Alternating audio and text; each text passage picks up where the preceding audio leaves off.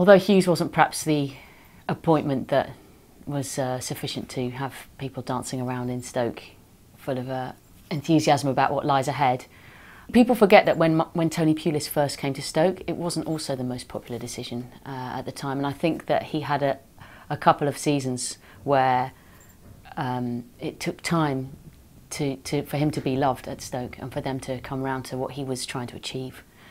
And whether you like it or not, and obviously plenty of people don't, what Stoke did achieve with Pulis when things were going well and the heyday of that period was something pretty special.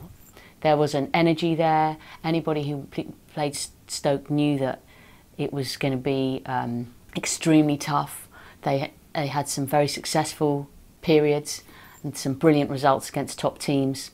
They had a lot of pride in what they were doing, and in many ways, although the final year of Pulis was pretty stale, it's still a very hard act to follow for Mark Hughes.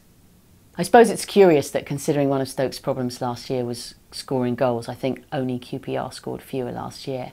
You'd think that the focus would be on bringing in some attackers, but so far the early signings from Hughes have been defensively minded, with Mark Hughes coming in from Spain, which is a surprising arrival, and Eric Peters, who's a Dutch international, who I think should slot in quite nicely at Stoke.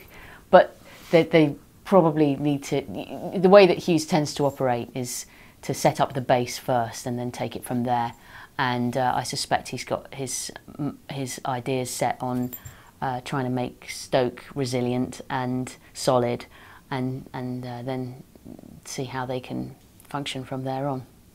Some people perceive this not to be the most ambitious managerial appointment, and I guess if you look around at sort of similar sized clubs like Swansea getting somebody like Michael Laudrup, the sort of job that Martinez did when he was at Wigan, there was a chance to go down a different kind of route and go for somebody, you know, notably different to what his predecessor was.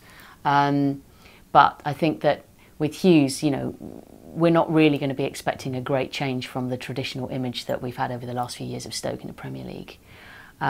Whether he's going to be given the kind of money that Pulis was, and Stoke have been quite big spenders over the last few seasons, sort of remains to be seen.